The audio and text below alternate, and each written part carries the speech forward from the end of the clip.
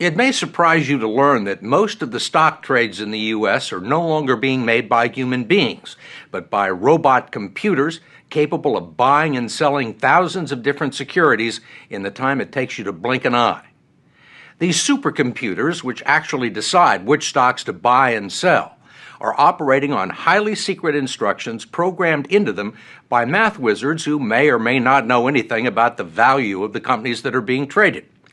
It's known as high-frequency trading, a phenomenon that swept over much of Wall Street in the past few years and played a supporting role in the mini-market crash last spring that saw the Dow Jones Industrial Average plunge 600 points in 15 minutes.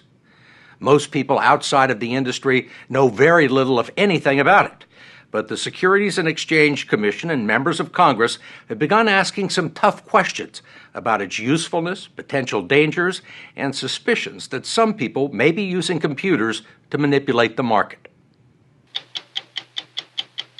The story will continue in a moment.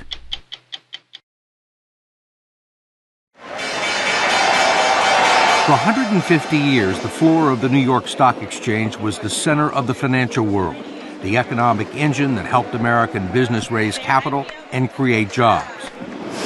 Today, it's still the public facade of Wall Street and a television backdrop for reporters relaying financial news. But less than 30% of the trading is conducted here now, and the specialists and the noise of the floor is being replaced by the speed and quiet efficiency of computers, and the action is moved elsewhere. There are now more than 80 alternative trading systems around the country, plus 2 brand new electronic stock exchanges, which most of you have probably never heard of, BATS and Direct Edge. They're owned by the big banks and by high-frequency trading firms, and neither of them would give us an interview or let us inside to film their operations. But they trade more than 1 billion shares a day at blinding speed, and most of those bets are being made by machines. The players range from firms like Goldman Sachs, Barclays, Credit Suisse, and Morgan Stanley to hedge funds and smaller operations like TradeWorks, which is the only high-frequency trading firm that would talk to us or let us in. It's run by Manoj Narang and a small group of mathematicians and scientists called quants, which is short for quantitative analysts, and their high-speed computers trade 40 million shares every day. Are humans ever involved in the trading? Humans are not involved in the trading because humans are way too slow to trade on the kinds of opportunities that we're trying to capture. We're trying to capture opportunities that exist for only fractions of a second. The stock over here was down 1.8% for the past week. The TradeWorks computers don't care where a stock is going to be trading next year, next month, next week, or even tomorrow, because they're going to be in and out of it today in a matter of minutes. What's the point of buying and selling a stock that you hold for 3 minutes? It's the same objective that all other participants have in the market, is to make money. You buy low, sell high, that's how you make money. And the computer will know when to buy and when to sell? Sure, the computer is monitoring real-time data, and it knows what to do with that data and how to make decisions based on that. What Narang and other high-frequency traders tell their computers to do is to make a profit of a penny or less 40 million times a day. They scan the different exchanges, trying to anticipate which direction individual stocks are likely to move in the next fraction of a second, based on current market conditions and statistical analysis of past performance. But the computers have no real understanding of who these companies are and what they do. So it doesn't really know whether a company is well managed or whether... Not at all. And it doesn't care? It doesn't know who the CEO is or what that CEO's background is, doesn't know the management team, whether he's going through a divorce. Exactly. Whether he's just been sued for sexual harassment. Right. It knows information that you can quantify about the company. It's all math. It's all probability and statistics, saying a procedure that you can define precisely. The trading instructions are programmed into the computers with complicated mathematical formulas called algorithms. Narang showed us how it works with a simple, hypothetical example he uses for demonstration purposes. I'm going to test a strategy where if a stock went down 5% for the past week, I'm going to buy $5 of that stock.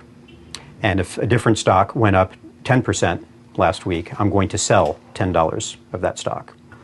And I'm going to do that for every stock that's in my tradable universe simultaneously. Which is how many? Which is over 4,000 stocks. Well, about 4,500 stocks.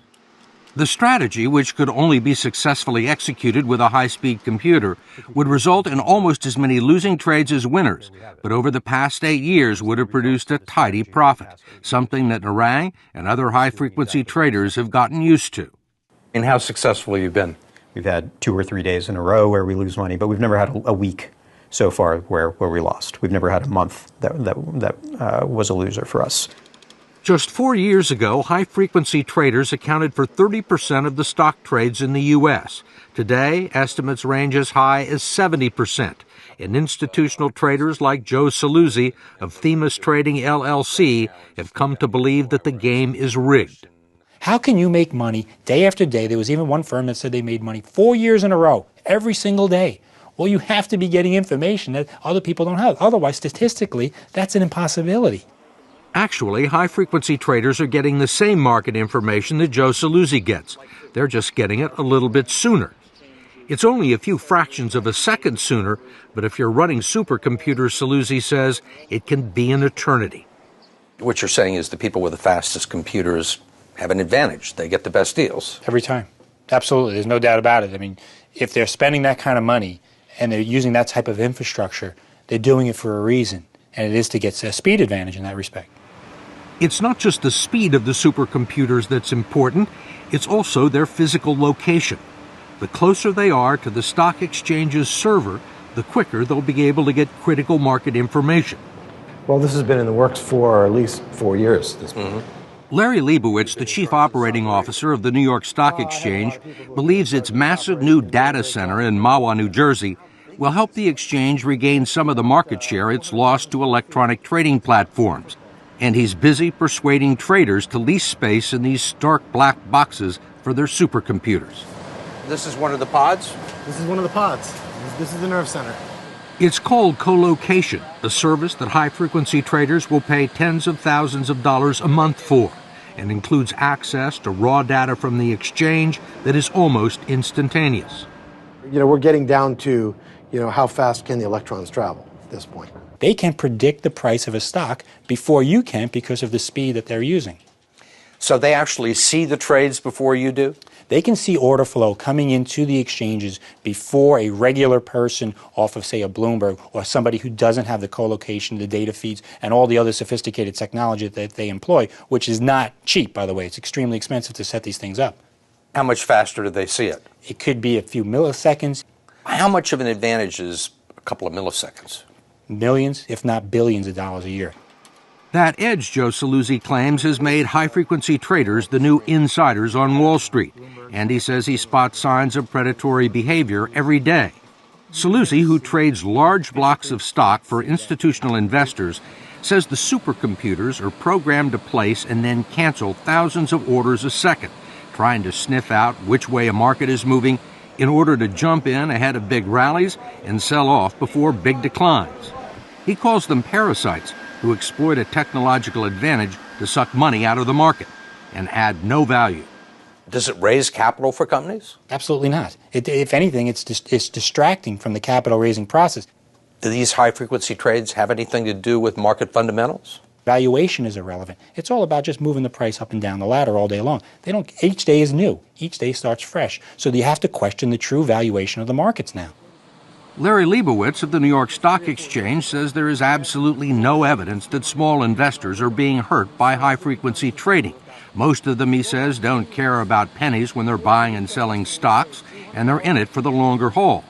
Look, there's always been charges for as long as trading has existed that people are front-running orders, manipulating stocks. This is nothing new. I think now you add to it the mysterious element of the computer, and it makes people even more mistrustful. Leibowitz and other proponents of high-frequency, high-speed computer trading say it's performed a valuable function, tripling volume, reducing stock spreads and transaction costs, and providing liquidity to the markets. Liquidity means that if you want to buy or sell a stock, you could do it right away, and you could do it at a fair price. That's what liquidity means. And without short-term traders, there is no liquidity. Traders like Manoj Narang say their presence in the market is making it cheaper and easier for everyone to buy and sell stocks. But regulators and lawmakers like Senator Ted Kaufman of Delaware have other concerns. Clearly, liquidity is way up. But what I say is liquidity is always trumped by transparency and fairness. You can't have fairness if you don't have transparency. Senator Kaufman, who has both business and engineering degrees, says he's a big fan of technology, but he thinks it's gotten way ahead of financial regulators' ability to monitor it. Right now, it's not even possible to determine for sure who is making high-frequency trades or what they're telling their computers to do. We don't not know what's going on inside those boxes. There's all types of allegations about what's going on inside there. And basically what can happen is you can have these meltdowns where you can have a computer just go crazy and cause all kinds of problems. Which takes us back to the mini crash on May 6th and one of the scariest rides in stock market history, when the Dow Industrials plunged 600 points for no apparent reason. Turns out it was triggered when a mutual fund's computer dumped $4.1 billion of securities on the market in a 20-minute period, which were then gobbled up by the computers of high-frequency traders and sold almost immediately, sending other computers and traders heading for the exits. The events of May 6th scared people. I don't think there's any question about that. SEC Chairman Mary Shapiro had already proposed rule changes before May 6th that would allow regulators to track and tag high-frequency traders, and she is now considering further measures. Are you comfortable with computers making, 50 to 70% of the trades on Wall Street? One of the concerns is if one goes wrong, if it operates in an unexpected way, given market conditions, what's the impact of that algorithm that has behaved in an unexpected way on lots of other investors in the marketplace? And Chairman Shapiro says it's happened since the May 6th crash, after circuit breakers were put in place that automatically halt trading in a stock that moves more than 10% in a 5-minute period. A number of times that those circuit breakers have been triggered has been because an algorithm operated in a way nobody intended for it to do, causing a stock price to go wildly out of range. The crash contributed to the crisis in confidence on Wall Street. Since last spring, people have pulled $70 billion out of mutual funds. And the biggest concern of Chairman Shapiro and Senator Kaufman is that average investors have lost faith in the integrity of the system. Is that correct? Yes, that's true, correct. And I'll give you an example. When I was at Wharton, a professor came to me and said, there's a river of wealth that runs through this country. He says a very small number of people know that it exists. Some people can stand on a high hill and see it all off in the distance. Some people can get up the edge, and there's other people that are swimming in it.